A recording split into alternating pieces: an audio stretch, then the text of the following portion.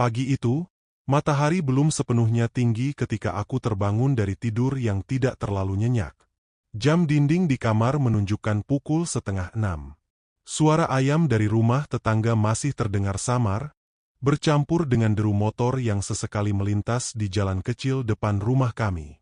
Aku duduk di tepi ranjang, mengusap wajah perlahan. Di sampingku, Rina masih terlelap. Wajahnya terlihat tenang, rambutnya sedikit berantakan menutupi sebagian pipinya. Ada rasa hangat yang selalu muncul setiap kali aku melihatnya seperti itu. 7 tahun pernikahan. Bukan waktu yang singkat. Kami sudah melewati banyak hal, dari masa sulit di awal menikah, saat keuangan pas-pasan, sampai perlahan bisa memiliki rumah kecil ini. Tidak mewah, tapi cukup untuk kami sebut rumah. Aku bangkit pelan agar tidak membangunkannya. Namun seperti biasa, Rina selalu lebih peka dari yang kukira. "Mas, udah bangun?" Suaranya lirih, setengah sadar. Aku tersenyum kecil. "Iya, lanjut tidur aja, masih pagi." Ia menggeleng pelan, lalu duduk sambil merapikan rambutnya. "Aku bikin kopi dulu ya." Itu Rina. Selalu begitu. Bahkan saat aku ingin ia beristirahat, ia tetap memilih bangun untuk hal-hal kecil yang menurutnya penting. Aku berjalan ke kamar mandi, membasuh wajah dengan air dingin yang langsung membuat pikiranku sedikit lebih segar. Saat keluar, aroma kopi sudah mulai tercium dari dapur. Aroma yang sederhana, tapi entah kenapa selalu membuatku merasa pulang. Dapur kami tidak besar. Hanya cukup untuk 2 orang berdiri berdampingan. Di sudut ruangan, kompor 2 tungku dan rak kecil berisi bumbu dapur menjadi saksi kehidupan kami sehari-hari. Rina berdiri di sana, menuangkan kopi ke dalam cangkir favoritku, cangkir putih dengan sedikit retakan di pinggirnya. "Ini kopinya, Mas," katanya sambil menyerahkan cangkir itu. "Terima kasih." Aku duduk di kursi kayu kecil, memperhatikan Rina yang mulai menyiapkan sarapan. Pagi itu ia membuat nasi goreng sederhana dengan telur dan sedikit potongan sosis. "Mas hari ini pulang jam berapa?" tanyanya sambil mengaduk nasi. "Mungkin agak malam. Ada revisi laporan dari atasan." Rina hanya mengangguk. Tidak ada protes. Tidak ada keluhan. Dan justru itu yang kadang membuatku merasa bersalah. Karena di balik diamnya, mungkin ada banyak hal yang ia pendam. Perjalanan ke kantor memakan waktu sekitar 30 menit. Jalanan sudah mulai ramai oleh pekerja yang berangkat pagi. Motor, mobil, dan angkot saling berebut jalan. Aku memarkir kendaraan di halaman kantor, lalu berjalan masuk seperti biasa. Kantor tempatku bekerja adalah perusahaan jasa yang tidak terlalu besar, tapi cukup stabil. Aku sudah bekerja di sana hampir 10 tahun. Banyak wajah yang datang dan pergi, tapi ada beberapa yang tetap bertahan. Salah satunya adalah Dimas. "Pagi, Di." Suara itu menyapaku dari belakang. Aku menoleh. Dimas berjalan mendekat dengan senyum khasnya, lebar dan penuh percaya diri. "Pagi, Mas." "Udah datang aja lo," jawabku. "Biasalah. Biar kelihatan rajin di depan bos," katanya sambil tertawa. Aku ikut tertawa. Dimas memang seperti itu. Mudah bergaul, cepat akrab, dan selalu punya cara membuat suasana jadi lebih hidup. Kami duduk bersebelahan di ruang kerja yang sama. Selama ini, hubungan kami baik. Bahkan bisa dibilang cukup dekat. Kami sering makan siang bersama, berbagi cerita, bahkan saling membantu pekerjaan. "Di, nanti sore nongkrong yuk," kata Dimas sambil menyalakan komputernya. "Wah, kayaknya nggak bisa. Harus pulang cepat." "Lah, biasanya lo yang ngajak."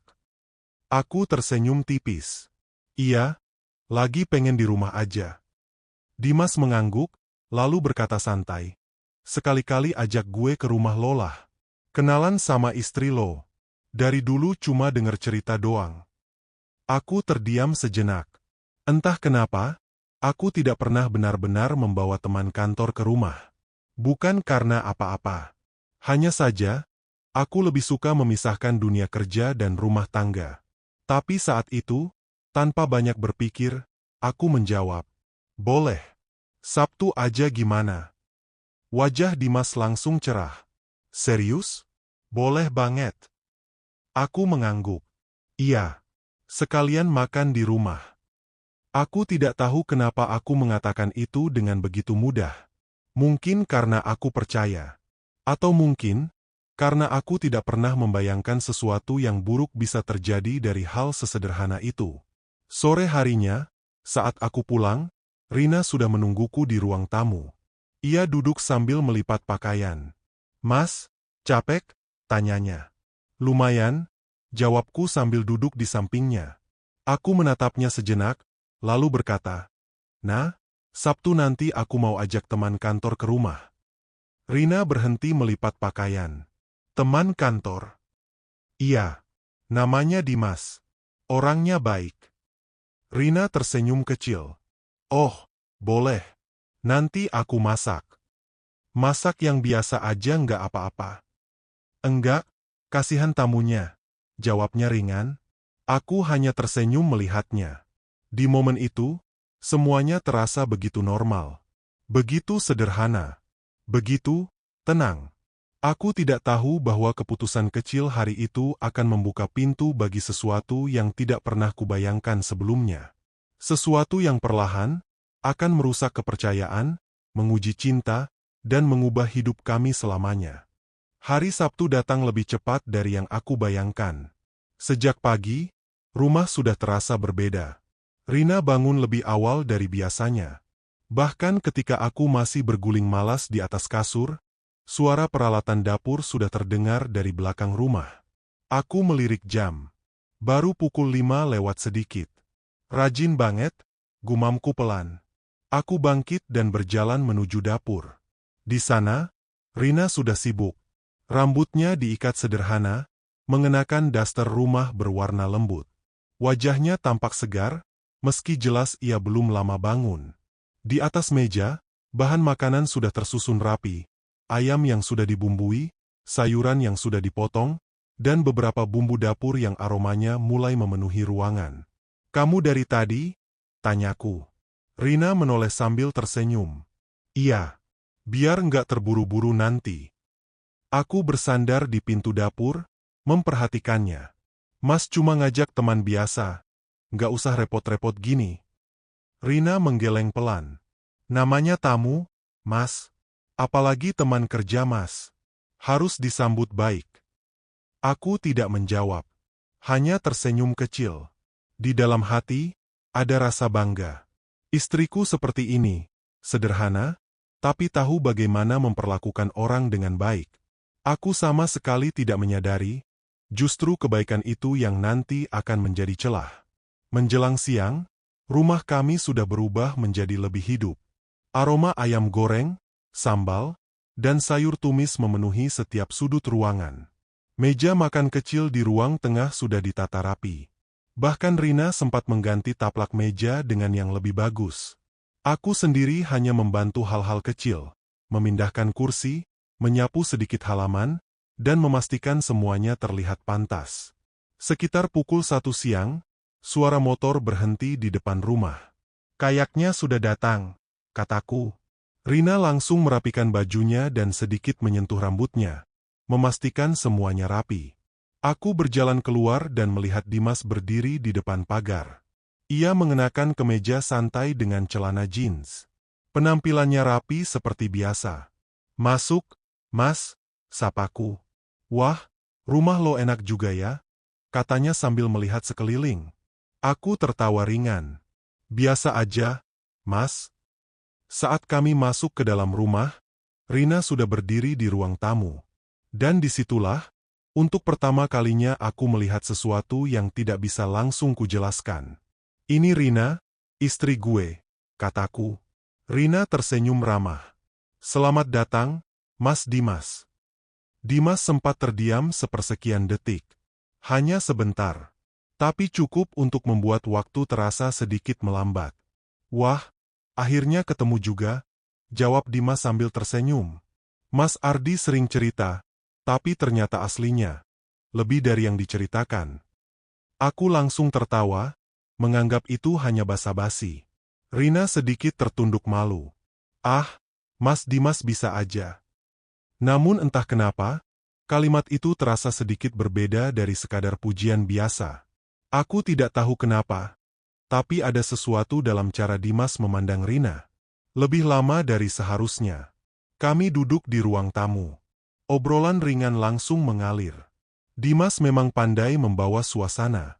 Ia bercerita tentang kantor, tentang kejadian-kejadian lucu, bahkan tentang masa kuliahnya dulu. Rina tampak menikmati obrolan itu.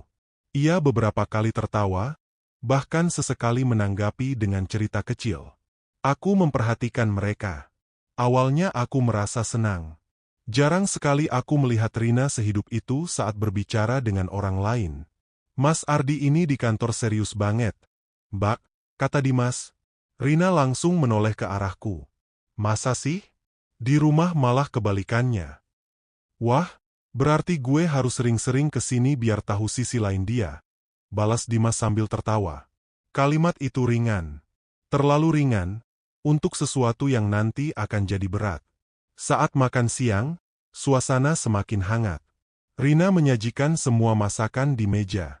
Dimas terlihat terkesan. Ini semua masak sendiri? Tanyanya. Rina mengangguk. Iya, sederhana aja. Dimas mengambil satu potong ayam, lalu mencicipinya. Beberapa detik ia terdiam. Serius? Ini enak banget, katanya. Aku tersenyum bangga.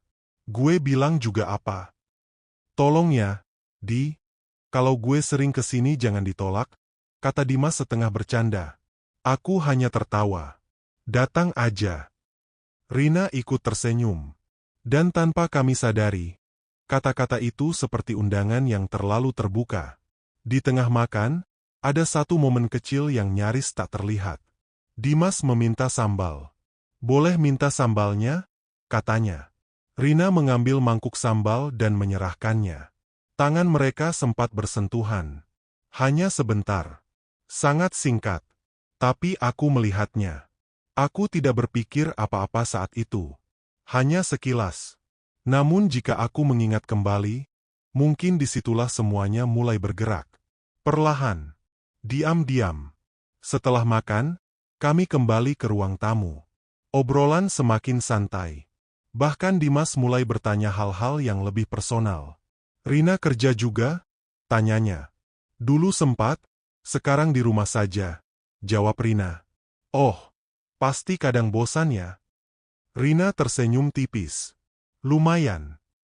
Aku tidak terlalu menanggapi. Bagiku, itu pertanyaan biasa. Tapi Dimas mengangguk pelan, seolah memahami sesuatu yang lebih dalam. Dan entah kenapa, aku merasa seperti ada percakapan tak terlihat di antara mereka. Menjelang sore, Dimas pamit. Terima kasih ya, Di. Mbak Rina, katanya. Iya, hati-hati di jalan, jawabku. Rina mengangguk. Iya, Mas. Saat Dimas berjalan keluar, ia sempat menoleh sekali lagi ke arah Rina. Lagi. Tatapan itu lebih jelas dari sebelumnya. Tapi aku tetap memilih untuk tidak memikirkannya. Setelah Dimas pergi, rumah kembali sepi. Aku duduk di sofa, menghela napas panjang. Gimana orangnya? Tanyaku. Rina duduk di sampingku. Baik. Ramah juga. Aku mengangguk. Iya, emang gitu orangnya. Rina tidak melanjutkan. Ia hanya diam sejenak, lalu mengambil ponselnya. Aku tidak curiga. Tidak sedikit pun. Aku hanya berpikir hari itu berjalan dengan baik. Tanpa masalah. Tanpa tanda apapun. Padahal, tanpa aku sadari, hari itu adalah awal dari sesuatu yang perlahan akan mengubah segalanya. Beberapa hari setelah pertemuan itu, hidup kembali berjalan seperti biasa. Atau, setidaknya, terlihat biasa. Pagi-pagi tetap dimulai dengan aroma kopi dan suara peralatan dapur. Rina masih melakukan rutinitasnya, menyiapkan sarapan, merapikan rumah, dan sesekali menanyakan hal-hal kecil seperti biasanya. Namun ada sesuatu yang berubah. Kecil. Hampir tak terlihat. Tapi perlahan, terasa. Senin pagi, Aku bersiap berangkat kerja seperti biasa. Rina berdiri di depan cermin ruang tamu, merapikan rambutnya. Aku memperhatikannya sebentar. Biasanya, setelah aku siap, ia akan langsung mengantarku sampai depan pintu sambil tersenyum dan mengingatkanku untuk hati-hati di jalan. Tapi pagi itu, tidak. Ia terlihat lebih fokus pada ponselnya yang diletakkan di meja. Layarnya menyala beberapa kali. Notifikasi. Ia meliriknya cepat, lalu kembali berpura-pura sibuk. Nah, aku berangkat dulu, kataku. Iya, hati-hati ya, Mas, jawabnya cepat, tanpa menoleh. Aku sempat berhenti di depan pintu. Entah kenapa, terasa berbeda. Tapi aku mengabaikannya. Di kantor, hari berjalan cukup padat. Laporan menumpuk, revisi dari atasan datang bertubi-tubi. Aku hampir tidak punya waktu untuk berpikir tentang hal lain. Dimas duduk di sebelahku seperti biasa. Ia terlihat normal. Tidak ada yang aneh. Nanti siang makan di luar yuk, ajaknya. Boleh, jawabku singkat. Kami tetap bercanda, tetap bekerja, tetap seperti biasanya. Seolah tidak ada apa-apa. Dan mungkin, memang tidak ada. Atau, aku yang belum melihatnya. Saat makan siang, aku sempat membuka ponsel. Tidak ada pesan dari Rina. Biasanya, ia selalu mengirim pesan sederhana. Udah makan belum? Atau, jangan lupa istirahat. Hari itu, tidak ada. Aku sempat mengetik pesan duluan. Lagi apa? Beberapa menit tidak ada balasan. Aku mencoba berpikir positif. Mungkin sedang sibuk. Mungkin sedang tidur siang. Tapi entah kenapa, ada rasa aneh yang mulai muncul. Rasa yang belum bisa aku jelaskan. Sore hari, aku pulang sedikit lebih cepat dari biasanya. Rumah terlihat sepi. Lampu belum menyala. Aku masuk dan melihat Rina duduk di ruang tamu, bersandar di sofa. Tangannya memegang ponsel. Dan, ia tersenyum. Bukan senyum biasa. Senyum yang pelan, tapi dalam. Seperti seseorang yang sedang menikmati sesuatu yang menyenangkan. Aku berdiri di ambang pintu beberapa detik. Tidak langsung masuk. Hanya memperhatikan. Lalu, seperti tersadar, Rina cepat-cepat mengubah ekspresinya. Mas, udah pulang? Katanya sedikit kaget. Iya, jawabku sambil mendekat. Aku lagi, lihat video aja, tambahnya cepat. Aku mengangguk.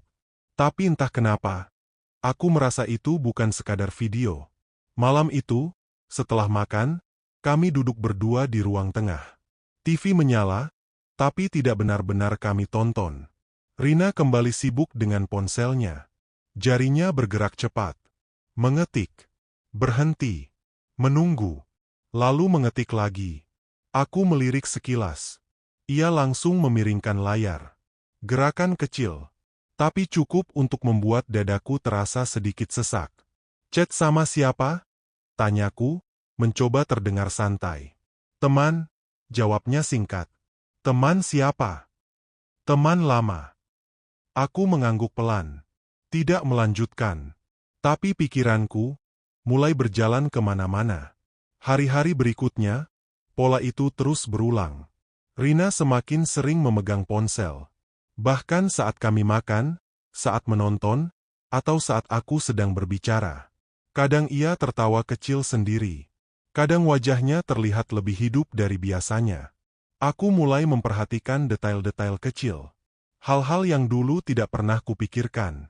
Suatu malam, sekitar pukul 11, aku terbangun karena haus. Aku berjalan ke dapur untuk mengambil air minum. Saat kembali, aku melihat cahaya dari layar ponsel di ruang tengah. Rina duduk di sana, sendirian, dengan ekspresi serius. Aku berhenti di balik dinding.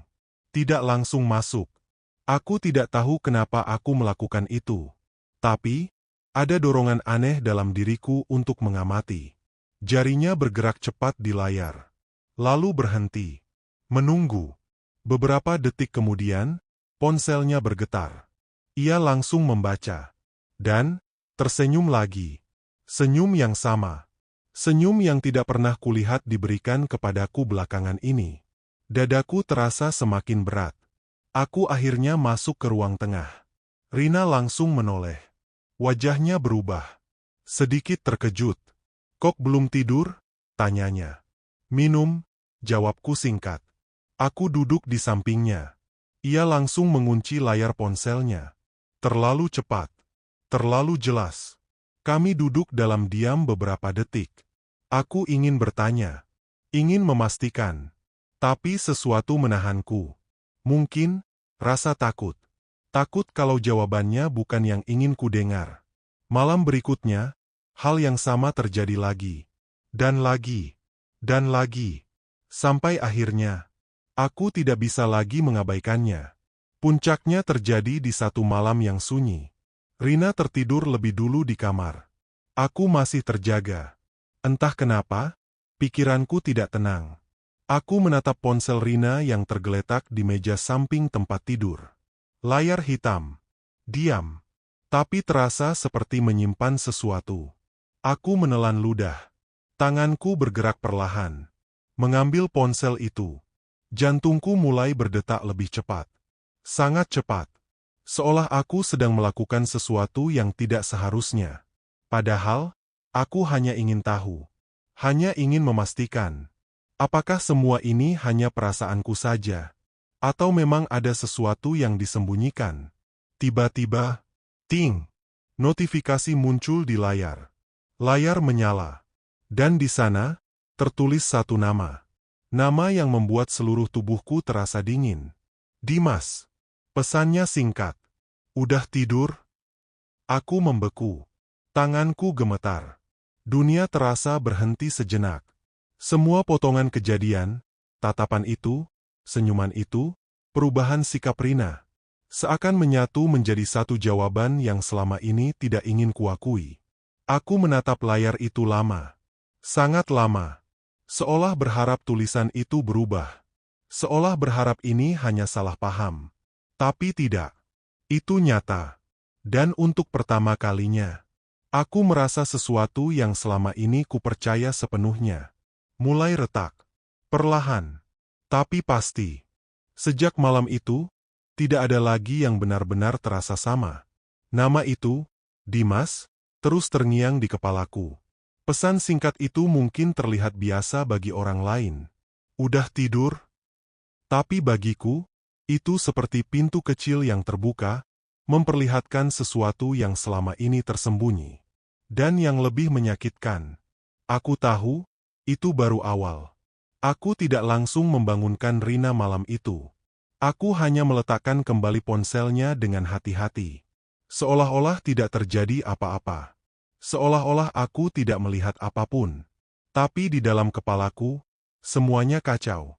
Aku berbaring di sampingnya, menatap langit-langit kamar yang gelap. Napasku terasa berat. Jantungku masih berdetak lebih cepat dari biasanya. Di sampingku, Rina tidur dengan tenang. Sangat tenang. Seolah dunia tidak sedang berubah. Aku menoleh ke arahnya. Wajah itu, wajah yang selama ini aku percaya sepenuhnya, tiba-tiba terasa jauh. Sangat jauh. Pagi harinya, aku bangun dengan perasaan yang tidak biasa. Berat. Kosong. Aku berjalan ke dapur. Rina sudah di sana seperti biasa. "Aku bikinin kopi ya, Mas," katanya. Nada suaranya sama. Sikapnya sama. Tidak ada yang berubah. Dan justru itu yang membuatku semakin tidak tenang. Bagaimana mungkin seseorang bisa terlihat senormal itu? Sementara di baliknya ada sesuatu yang disembunyikan? Aku duduk, menerima kopi darinya. "Semalam tidur cepat ya?" tanyaku pelan. Rina mengangguk tanpa curiga. "Iya, capek." Aku menatapnya beberapa detik. Ingin bertanya lebih jauh. Ingin langsung mengatakan semuanya. Tapi aku menahan diri. Aku belum punya cukup bukti. Atau mungkin, aku belum siap dengan kebenarannya. Di kantor, aku tidak bisa fokus. Layar komputer di depanku terasa seperti kosong, meski penuh angka dan tulisan. Setiap beberapa menit, pikiranku kembali ke satu hal. Rina dan Dimas. Aku melirik ke arah Dimas yang duduk tidak jauh dariku. Ia sedang tertawa bersama teman lain. Santai. Seperti tidak terjadi apa-apa. Seperti bukan dia yang mengirim pesan itu semalam. Dadaku terasa panas. Aku ingin langsung menghampirinya. Menarik kerah bajunya. Meminta penjelasan. Tapi aku tidak melakukannya. Aku hanya diam. Memperhatikan. Mengamati. Sejak hari itu, aku mulai berubah. Aku mulai memperhatikan hal-hal kecil yang dulu tidak pernah kupedulikan. Jam berapa Rina membuka ponsel? Berapa lama ia mengetik? Kapan ia tersenyum sendiri? Bahkan, kapan ia menjauh saat aku mendekat? Aku mulai mencatat semuanya, bukan di kertas, tapi di pikiranku. Dan semakin lama, semakin jelas polanya. Malam hari menjadi waktu yang paling membuatku gelisah. Rina selalu terlihat lebih aktif. Ponselnya hampir tidak pernah lepas dari tangannya. Dan aku mulai melakukan sesuatu yang tidak pernah kubayangkan sebelumnya. Menguntit. Suatu malam, aku pura-pura tidur lebih dulu. Aku memejamkan mata, mengatur napas seolah-olah sudah terlelap. Beberapa menit berlalu. Lalu aku mendengar suara pelan. Rina bangun. Langkah kakinya hati-hati, hampir tidak bersuara. Pintu kamar terbuka perlahan. Dan tertutup kembali. Aku membuka mata. Jantungku langsung berdetak kencang. Aku bangkit pelan, lalu berjalan mengikutinya. Dari balik dinding ruang tengah, aku melihatnya.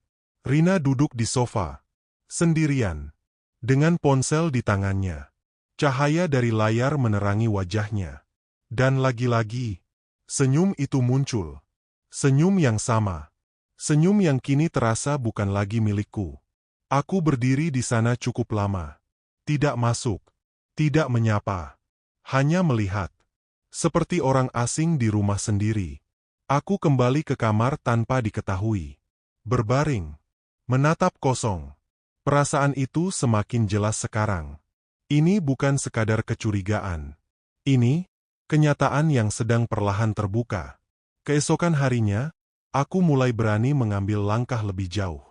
Saat Rina mandi, aku melihat ponselnya tergeletak di meja.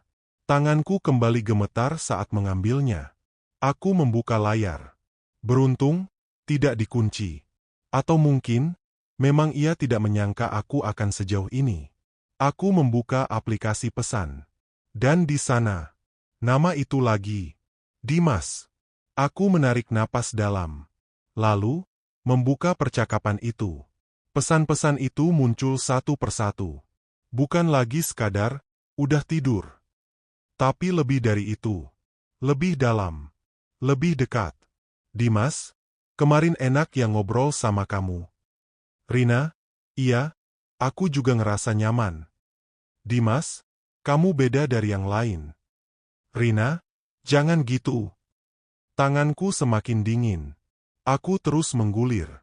Dimas, kalau lagi sama kamu, rasanya tenang. Rina, aku juga. Aku berhenti. Tidak kuat membaca lebih jauh. Dadaku terasa sesak. Seolah ada sesuatu yang menekan dari dalam. Aku menutup ponsel itu dengan cepat saat mendengar suara air berhenti dari kamar mandi. Aku meletakkannya kembali seperti semula. Duduk di kursi. Berpura-pura biasa. Tapi di dalam, aku sudah hancur. Sejak saat itu, konflik dalam diriku semakin besar. Sebagian diriku ingin langsung menghadapi Rina. Meminta penjelasan. Mengakhiri semua ini. Tapi sebagian lainnya, masih berharap ini belum sejauh yang kubayangkan. Masih berharap ini bisa diperbaiki. Masih berharap, Rina akan kembali seperti dulu. Namun satu hal yang pasti, aku tidak bisa lagi melihatnya dengan cara yang sama. Dan aku tidak bisa lagi mempercayai, tanpa mempertanyakan. Di malam yang sunyi itu, aku duduk sendirian di ruang tamu. Lampu redup. Rumah terasa asing. Aku menatap ponselku sendiri. Ingin menghubungi seseorang. Ingin bercerita.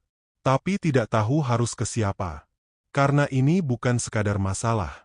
Ini adalah sesuatu yang perlahan menghancurkan segalanya. Dan di dalam diam itu, satu pertanyaan terus muncul. Sejak kapan semua ini dimulai? Dan yang lebih menakutkan, seberapa jauh semuanya sudah berjalan? Malam itu terasa lebih panjang dari biasanya. Jam di dinding menunjukkan hampir pukul 1 dini hari, tapi mataku sama sekali tidak bisa terpejam. Suara detik jam terdengar jelas, seperti menghitung mundur sesuatu yang tidak ingin kuhadapi. Di sampingku, Rina tertidur. Atau, mungkin berpura-pura tidur. Aku tidak tahu lagi mana yang nyata. Sejak aku membaca percakapan itu, pikiranku seperti tidak pernah berhenti bekerja. Setiap kata, setiap kalimat, setiap emotikon yang mereka kirimkan, terus berputar di kepalaku. Aku nyaman sama kamu. Aku juga. Kalimat sederhana, tapi cukup untuk menghancurkan segalanya. Aku bangkit perlahan dari tempat tidur. Langkahku pelan, hampir tanpa suara. Aku menatap ponsel Rina yang tergeletak di meja kecil. Di dalam diriku, ada pertempuran hebat. Satu sisi berkata, "Jangan, kamu akan semakin sakit." Sisi lainnya berteriak, "Kamu harus tahu semuanya." Dan akhirnya, aku memilih tahu. Tanganku gemetar saat mengambil ponsel itu. Aku membuka layar. Langsung menuju percakapan yang sama. "Dimas." Jantungku kembali berdetak keras. Aku menarik napas panjang, lalu mulai membaca. Pesan-pesan itu kini terasa berbeda. Lebih berani. Lebih dalam. Lebih tidak pantas. "Dimas, kamu kepikiran aku nggak hari ini?" "Rina, jangan tanya gitu." "Dimas, jawab aja jujur." "Rina, iya." Tanganku langsung mengepal. Aku menelan ludah. Masih mencoba bertahan. Masih mencoba kuat. Aku menggulir lebih jauh. Dan disitulah, semuanya benar-benar berubah. "Dimas, besok kamu bisa keluar nggak?" "Rina, nggak tahu.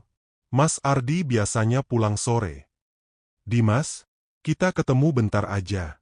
Aku kangen ngobrol langsung." "Rina, aku takut." "Dimas, aku juga. Tapi aku lebih takut kehilangan kamu." Dadaku seperti dihantam sesuatu yang keras. Kata itu, kehilangan kamu. Sejak kapan mereka sampai di tahap itu? Aku terus membaca. Seolah memaksakan diri menelan racun yang perlahan membunuh. "Rina, kalau ketahuan gimana?" "Dimas, nggak akan. Kita hati-hati." "Rina, aku nggak mau nyakitin Mas Ardi."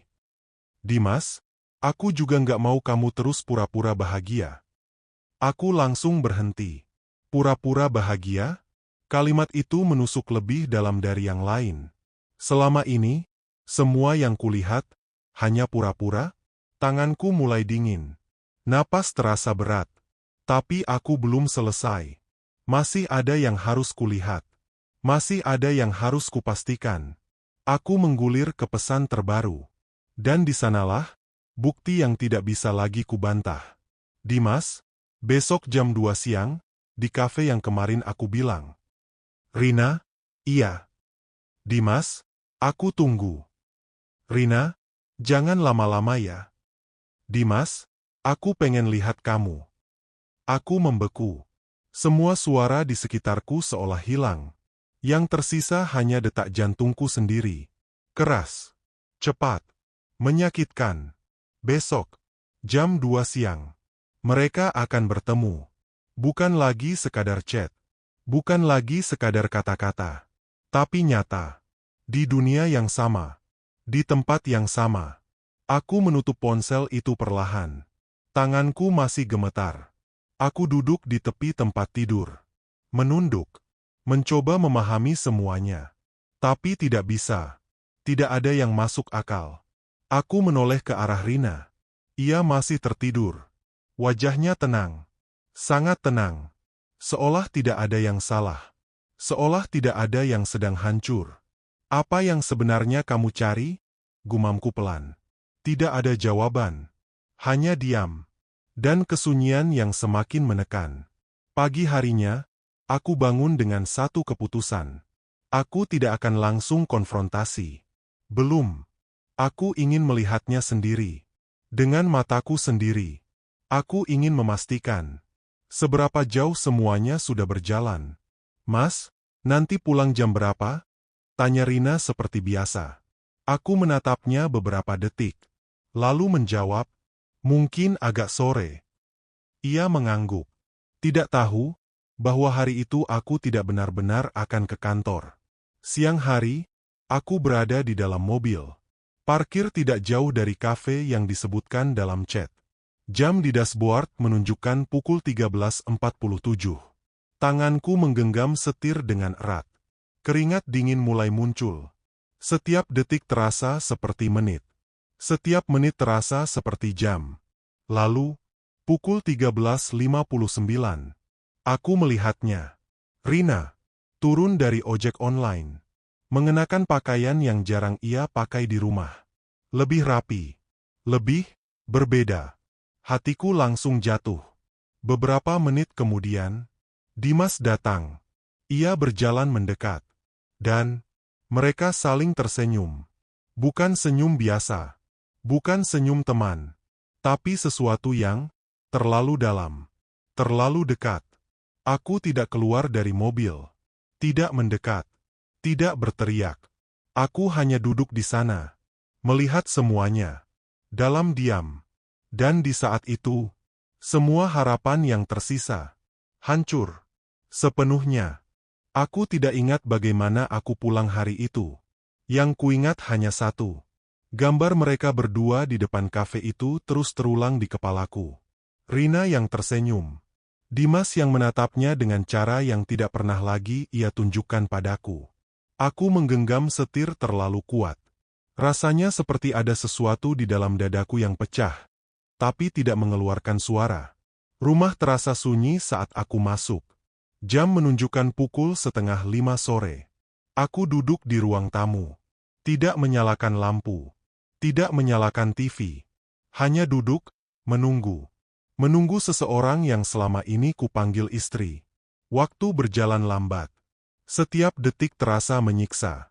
Sampai akhirnya, suara motor berhenti di depan rumah. Pintu terbuka. Langkah kaki masuk. Mas? Suara itu memanggil pelan. Aku tidak langsung menjawab. Aku hanya menatap ke arahnya. Rina berdiri di sana. Wajahnya terlihat sedikit lelah, tapi masih menyimpan sisa-sisa ekspresi yang tadi kulihat di kafe. Ekspresi yang sekarang terasa asing. Kok pulang cepat? Tanyanya, mencoba terdengar biasa. Aku berdiri perlahan. Menatapnya dalam. Lama. Sampai ia mulai terlihat gelisah. Dari mana? Tanyaku pelan. Rina terdiam. Hanya 1 detik.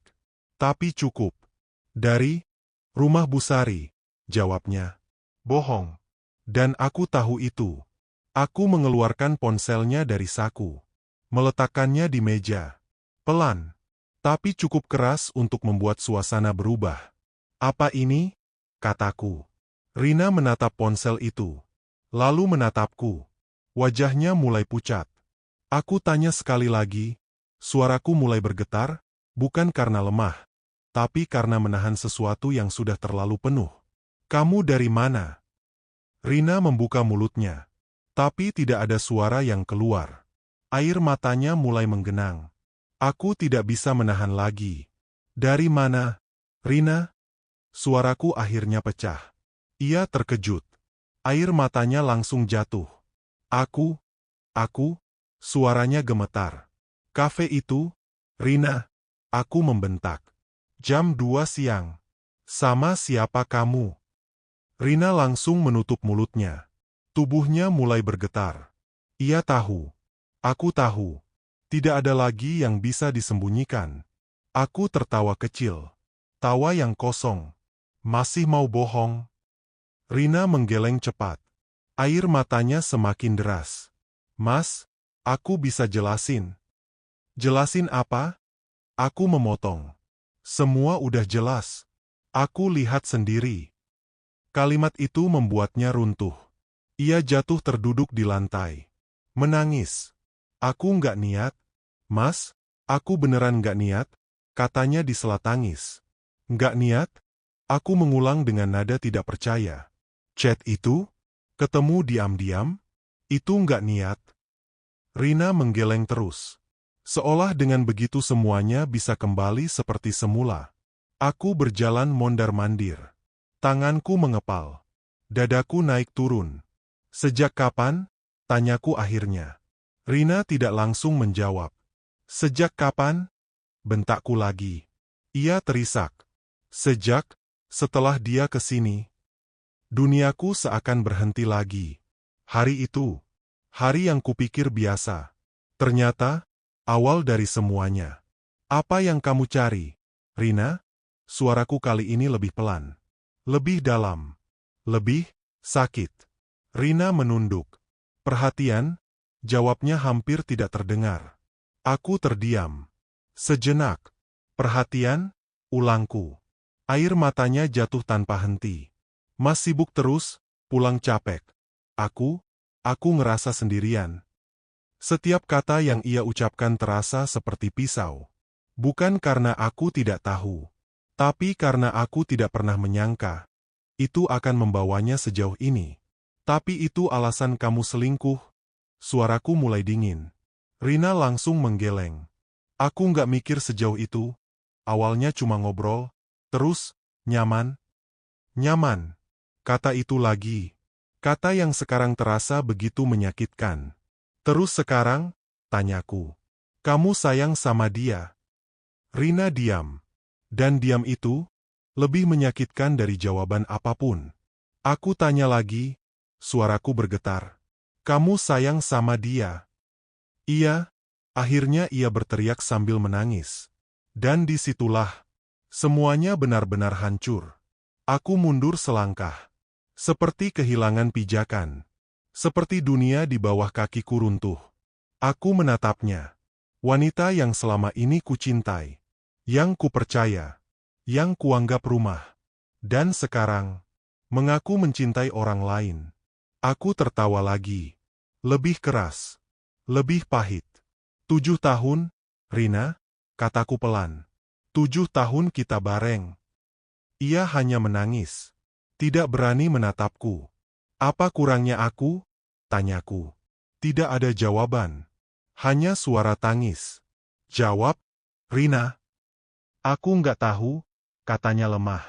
Dan itu, mungkin jawaban paling jujur. Sekaligus paling menyakitkan. Aku menutup wajahku dengan tangan. Menarik napas panjang. Mencoba menahan sesuatu yang hampir meledak lagi. Udah sejauh apa? Tanyaku pelan. Rina langsung menggeleng cepat. Kami cuma ketemu, ngobrol, belum lebih. Aku menatapnya tajam. Mencoba mencari kebohongan. Mencoba menemukan sisa kejujuran. Aku tidak tahu harus percaya atau tidak. Suasana menjadi hening. Sangat hening. Hanya suara tangis Rina yang tersisa. Akhirnya aku berkata, pergi. Rina langsung menatapku. Mas? Pergi dari rumah ini dulu. Jangan, Mas, tolong. Ia merangkak mendekat. Aku mundur. Jangan sentuh aku. Suara itu dingin. Sangat dingin. Kalau kamu masih mau nyelamatin semuanya, kataku pelan, kamu butuh waktu. Air mata terus jatuh dari matanya. Tapi sekarang, aku nggak bisa lihat kamu. Rina menangis semakin keras. Tapi kali ini, aku tidak lagi mendekat. Tidak lagi menenangkan. Tidak lagi memeluk. Karena untuk pertama kalinya, aku merasa benar-benar sendirian. Di rumah yang dulu terasa penuh cinta. Dan malam itu, bukan hanya pertengkaran yang terjadi, tapi awal dari sesuatu yang jauh lebih besar. Perpisahan yang mungkin tidak bisa dihindari. Malam itu terasa seperti mimpi buruk yang tidak kunjung selesai. Rina duduk di sudut kamar, koper kecil di sampingnya. Tangannya gemetar saat melipat beberapa pakaian. Air matanya tidak berhenti mengalir sejak Ardi menyuruhnya pergi. Rumah itu, yang selama ini ia rawat dengan penuh cinta, kini terasa seperti tempat yang menolaknya. Setiap sudutnya menyimpan kenangan. Dan sekarang, semuanya berubah menjadi penyesalan. Saat pintu rumah tertutup di belakangnya, Rina merasa seperti meninggalkan sebagian dari dirinya sendiri. Langkahnya terasa berat. Udara malam dingin, tapi tidak sedingin perasaannya. Ia tidak langsung pergi jauh. Hanya duduk di teras rumah, memeluk dirinya sendiri. Menangis dalam diam. Di dalam kepalanya, semua kejadian berputar kembali. Bukan hanya hari ini, tapi sejak awal. Sejak semuanya dimulai. Flashback. Hari pertama Dimas datang ke rumah itu. Rina masih ingat dengan jelas. Cara Dimas tersenyum. Cara ia berbicara. Cara ia mendengarkan. Hal-hal kecil yang, entah kenapa terasa berbeda. Saat itu, Rina tidak menganggapnya apa-apa. Hanya tamu. Teman suami. Tidak lebih. Namun setelah hari itu, Dimas mulai muncul lagi. Bukan secara langsung, tapi lewat pesan. Awalnya, sangat biasa. Dimas, makasih ya makanannya kemarin. Rina, iya, sama-sama. Sederhana. Tidak ada yang salah. Tidak ada yang aneh. Hari berikutnya, pesan itu datang lagi. Dimas, Mas Ardi lagi sibuk ya di kantor. Rina, iya, lagi banyak kerjaan. Lalu berlanjut. Sedikit demi sedikit. Hari demi hari. Rina tidak pernah benar-benar sadar kapan semuanya berubah. Kapan obrolan ringan itu mulai terasa ditunggu. Kapan pesan-pesan itu mulai menjadi bagian dari harinya. Di rumah, Ardi tetap sama. Baik. Bertanggung jawab. Tidak pernah marah tanpa alasan. Tidak pernah kasar. Tapi, juga tidak pernah benar-benar hadir. Setiap hari, Ardi pulang dalam keadaan lelah. Duduk. Makan. Lalu sibuk dengan pikirannya sendiri. Kadang mereka berbicara. Tapi hanya tentang hal-hal yang perlu. Bukan tentang perasaan. Bukan tentang apa yang sebenarnya mereka rasakan. Rina tidak pernah menyalahkan sepenuhnya. Ia tahu, kehidupan memang seperti itu. Tapi perlahan, ada ruang kosong yang muncul. Ruang yang awalnya kecil. Tapi lama-lama, semakin terasa.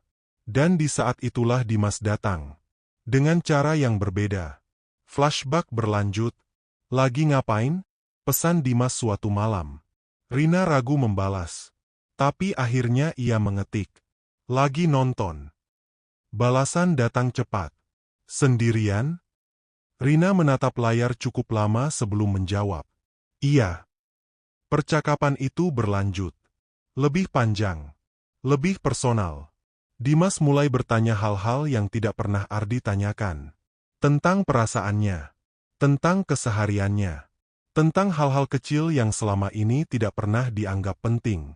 Dan untuk pertama kalinya, Rina merasa didengarkan. Benar-benar didengarkan. Aku kadang capek. Tapi nggak tahu harus cerita ke siapa. Tulisnya suatu malam. Dimas membalas. Cerita ke aku aja. Kalimat itu sederhana. Tapi terasa hangat. Terlalu hangat. Sejak saat itu, semuanya berubah. Rina mulai menunggu pesan.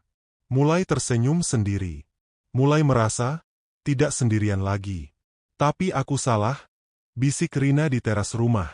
Kembali ke masa sekarang. Air matanya jatuh lagi. Lebih deras. Ia mengingat hari pertama mereka bertemu di luar. Di kafe itu. Jantungnya berdebar sejak perjalanan. Tangannya dingin. Pikirannya penuh rasa bersalah. Tapi, ia tetap datang. Saat melihat Dimas di sana, semua rasa takut itu perlahan menghilang. Digantikan oleh rasa nyaman yang tidak seharusnya ia rasakan. Mereka berbicara. Tertawa. Seolah tidak ada yang salah. Seolah dunia hanya milik mereka berdua. Dan itu adalah kesalahan terbesar. Rina menutup wajahnya dengan kedua tangan. Aku jahat, bisiknya lirih. 7 tahun, dan aku hancurin semuanya. Ia tahu Ardi bukan suami yang buruk. Justru sebaliknya. Ardi terlalu baik. Terlalu diam. Terlalu menerima. Dan mungkin, disitulah ia gagal. Bukan karena Ardi tidak cukup, tapi karena ia tidak pernah benar-benar mengungkapkan apa yang ia rasakan. Di sisi lain, Ardi duduk sendirian di dalam rumah, di tempat yang sama seperti sebelumnya. Tapi sekarang terasa lebih kosong. Kata-kata Rina terus terngiang di kepalanya. Aku ngerasa sendirian. Aku nyaman sama dia. Ardi menunduk. Tangannya menggenggam erat. Ada marah. Ada kecewa. Ada luka. Tapi di balik semua itu, ada satu hal yang tidak bisa ia hindari. Penyesalan. Kenapa aku nggak sadar dari dulu? Gumamnya. Ia mengingat kembali hari-hari yang ia anggap biasa. Pulang kerja dengan lelah. Mengabaikan percakapan kecil. Menganggap semua baik-baik saja. Padahal, mungkin saat itu Rina sedang butuh didengar. Bukan sekadar ditemani. Tapi apakah itu cukup untuk membenarkan semuanya? Tidak. Dan Ardi tahu itu. Di malam yang sama, dua orang duduk terpisah. Di tempat berbeda. Dengan luka yang sama. Satu dipenuhi rasa bersalah. Satu dipenuhi rasa kehilangan. Dan di antara mereka, masih ada sesuatu yang belum selesai. Sebuah hubungan yang belum benar-benar berakhir. Tapi juga, tidak lagi utuh. Pagi itu, suasana kantor terasa berbeda bagi Ardi. Bukan karena tempatnya berubah. Bukan karena orang-orangnya berbeda. Tapi karena cara ia melihat semuanya, sudah tidak sama lagi. Langkahnya terasa berat saat memasuki ruangan kerja. Beberapa rekan menyapanya seperti biasa. Pagi, Di. Ia hanya mengangguk singkat. Tidak ada senyum. Tidak ada candaan. Lalu matanya menangkap satu sosok. Dimas. Duduk di tempatnya. Mengetik seperti biasa. Seolah tidak ada yang terjadi. Seolah tidak ada rumah tangga yang hampir hancur karena dirinya. Dada Ardi langsung terasa panas. Tangannya mengepal tanpa sadar. Selama ini, ia menahan diri. Menahan emosi. Menahan amarah. Tapi pagi itu, semuanya terasa di ujung batas. Dimas menoleh. Mata mereka bertemu. Sejenak. Hanya beberapa detik. Tapi cukup untuk membuat udara di antara mereka terasa berat. Dimas langsung mengalihkan pandangan. Kembali ke layar komputer. Seolah menghindar. Dan justru itu, membuat Ardi semakin yakin. Dia tahu. Ardi berjalan mendekat. Langkahnya pelan. Tapi penuh tekanan. Beberapa rekan mulai menyadari perubahan suasana. Percakapan di ruangan perlahan mereda. Mas Dimas. Suara Ardi terdengar datar. Tapi tajam. Dimas berhenti mengetik. Menarik napas. Lalu menoleh. Iya, Di. Ke ruang belakang. Bukan ajakan. Itu perintah. Tanpa banyak bicara, Dimas berdiri. Mereka berjalan ke ruang arsip, tempat yang jarang dipakai. Pintu tertutup. Dan disitulah, semuanya meledak. Apa yang lo lakuin, Mas? Suara Ardi langsung berubah. Tidak lagi datar. Penuh emosi yang selama ini ditahan. Dimas terdiam. Menunduk. Gue tanya, apa yang lo lakuin? Suara itu menggema di ruangan kecil itu. Dimas akhirnya angkat bicara. Di, gue bisa jelasin. Jangan. Ardi memotong keras. Jangan pakai kata jelasin. Gue udah lihat semuanya. Dimas menelan ludah. Tangannya terlihat sedikit gemetar. Gue percaya sama lo, lanjut Ardi, suaranya mulai bergetar.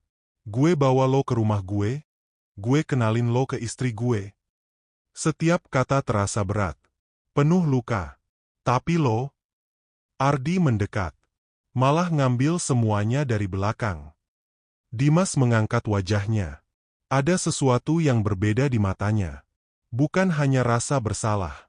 Tapi juga, konflik. Gue nggak pernah niat nyakitin lo, Di, katanya pelan. Ardi tertawa pahit. Nggak niat? Chat itu? Ketemu diam-diam? Itu nggak niat? Dimas diam sejenak. Lalu berkata sesuatu yang membuat suasana semakin panas. Ini bukan cuma salah gue. Kalimat itu seperti menyulut api. Apa maksud lo? Ardi maju selangkah. Rina juga butuh sesuatu yang gak dia dapetin dari lo. Bug! Sebuah pukulan mendarat di wajah Dimas. Keras. Tanpa peringatan. Dimas terhuyung ke belakang. Menahan pipinya. Napasnya memburu. Jangan bawa-bawa istri gue, bentak Ardi. Matanya merah. Penuh amarah. Dimas tidak membalas pukulan. Ia hanya berdiri. Menatap Ardi. Aku nggak bangga sama ini, katanya pelan. Tapi aku juga nggak bisa bohong. Aku sayang sama dia. Kalimat itu lebih menyakitkan dari pukulan apapun. Ardi terdiam. Sejenak. Seolah tidak percaya dengan apa yang baru saja ia dengar. Lo, sayang, suaranya pelan. Tapi justru itu yang membuatnya terasa lebih dalam. Dimas mengangguk pelan. Iya. Ruangan itu kembali hening. Tapi bukan hening yang tenang. Melainkan hening yang penuh tekanan. Dan dia? Tanya Ardi. Pertanyaan yang sebenarnya sudah ia tahu jawabannya. Dimas tidak langsung menjawab. Dan diam itu sudah cukup. Ardi mundur selangkah. Menarik napas panjang. Tangannya masih gemetar. Mulai hari ini, suaranya kembali dingin. Jangan pernah deketin dia lagi.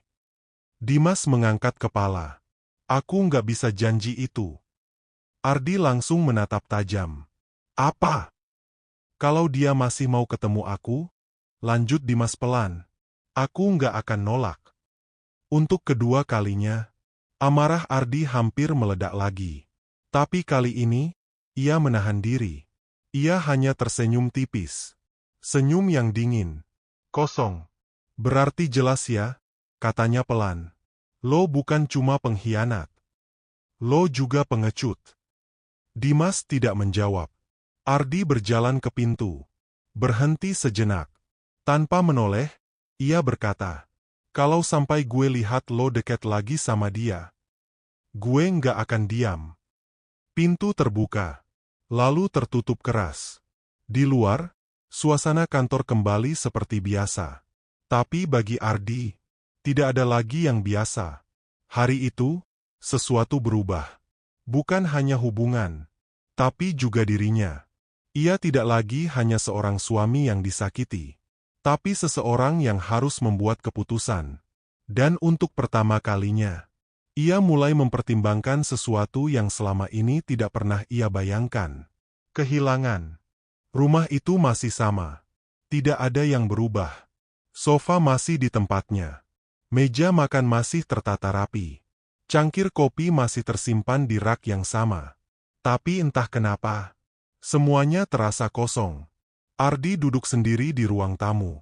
Lampu tidak terlalu terang. Hanya cukup untuk membuat bayangan-bayangan samar di dinding. Suara jam dinding terdengar jelas. Detik demi detik. Seperti mengingatkan bahwa waktu terus berjalan. Meski hidupnya terasa berhenti. Sudah 3 hari sejak Rina pergi. 3 hari, tanpa suara di dapur. Tanpa pertanyaan sederhana seperti, Mas sudah makan? Tanpa langkah kecil yang biasanya mengisi rumah ini. Dan baru sekarang Ardi menyadari seberapa besar kehadiran itu selama ini. Ia menatap meja makan. Kosong. Biasanya, di sana ada 2 piring. Sekarang, hanya 1. Ardi berdiri perlahan. Berjalan ke dapur. Membuka lemari. Mengambil 1 piring. Lalu berhenti. Tangannya menggantung di udara. Ia terdiam cukup lama. Lalu, meletakkan kembali piring itu. Ia tidak jadi makan. Bukan karena tidak lapar. Tapi karena, tidak ada yang terasa berarti. Malam hari menjadi waktu yang paling berat. Saat semua suara hilang. Saat tidak ada distraksi. Saat pikiran mulai berbicara lebih keras dari biasanya. Ardi berbaring di tempat tidur. Menatap sisi kosong di sebelahnya. Tempat yang dulu selalu terisi. Tempat di mana Rina biasa tidur. Sekarang, hanya ada bantal yang rapi. Terlalu rapi. Ia memejamkan mata. Tapi bukan tidur yang datang. melainkan ingatan. Flashback. Tawa Rina di dapur. Cara ia memanggil, "Mas," dengan nada lembut. Cara ia menyandarkan kepala di bahunya saat menonton TV. Hal-hal kecil yang dulu terasa biasa, sekarang terasa sangat berharga. Ardi membuka mata. Napasnya berat.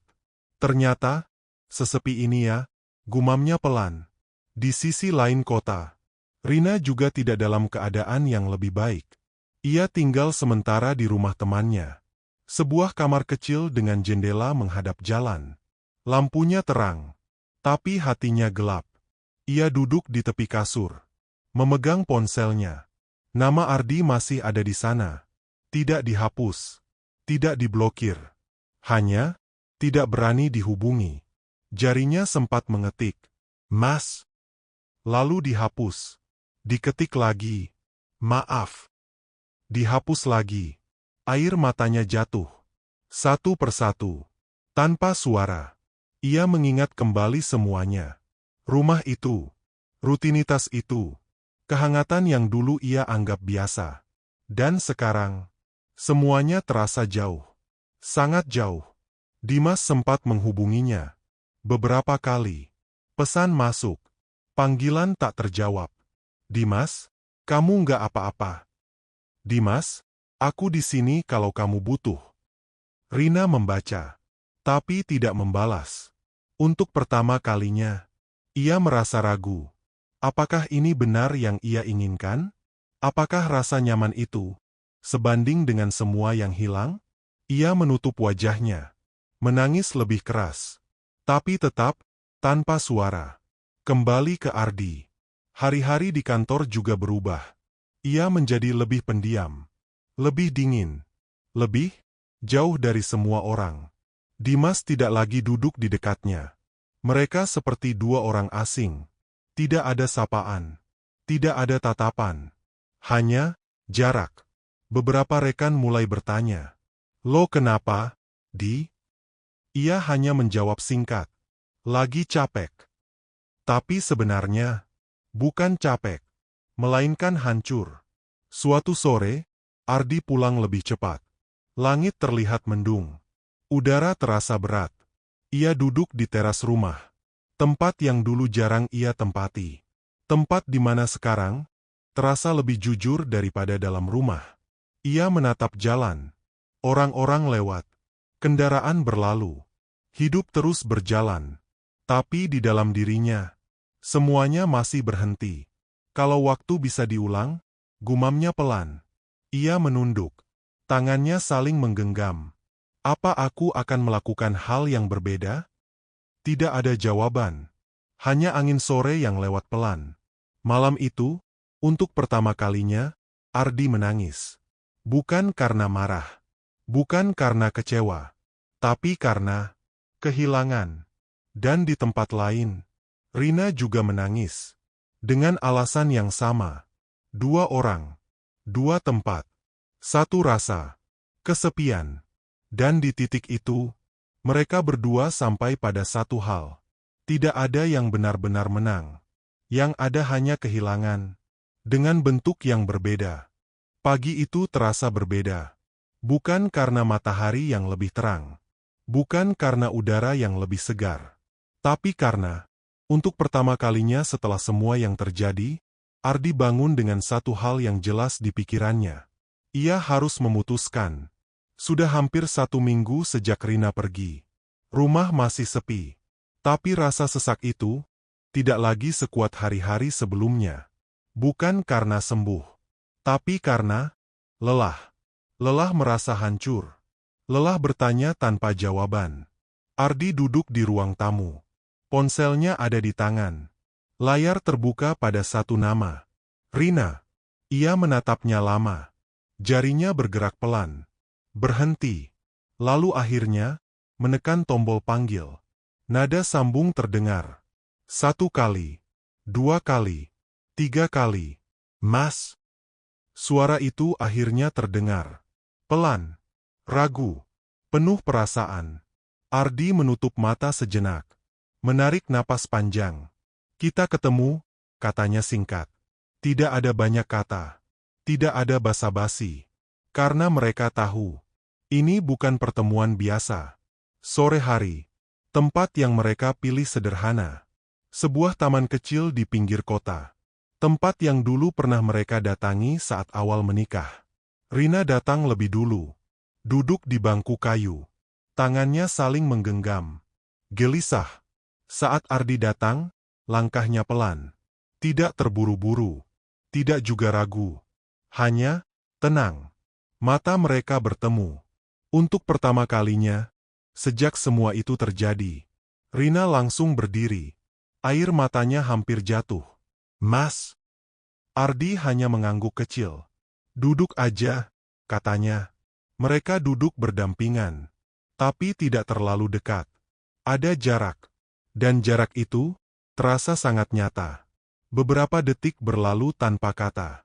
Hanya suara angin dan dedaunan. Aku minta maaf, akhirnya Rina berkata. Suaranya bergetar. Aku tahu, semua yang aku lakuin gak bisa dibenerin. Air matanya jatuh. Ia tidak mencoba menyembunyikannya. Ardi menatap ke depan. Tidak langsung melihatnya. Kenapa kamu datang waktu aku panggil? Tanyanya pelan. Rina terdiam sejenak. Karena, aku masih berharap. Jawabnya jujur. Ardi tersenyum tipis. Senyum yang tidak sepenuhnya bahagia. Tapi kamu juga masih berhubungan sama dia, kan? Rina langsung menggeleng. Enggak.